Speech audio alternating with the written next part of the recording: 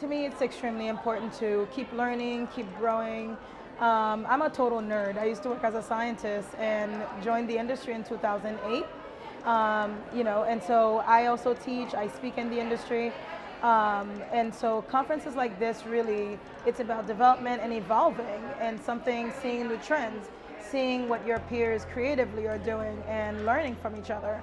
So there's always room to grow and always room to learn more. I think, again, it's really important. Sometimes, even if it's not creativity or artistic ability that you're going to pick up, you're going to pick up new techniques. Sometimes it's mechanics that you're going to learn and see perhaps this person does this a different way than you do. And it could be time saving, and time saving adds to money saving. So there are different reasons why you, again, would want to collaborate with your peers, because you're always going to learn something new and something different.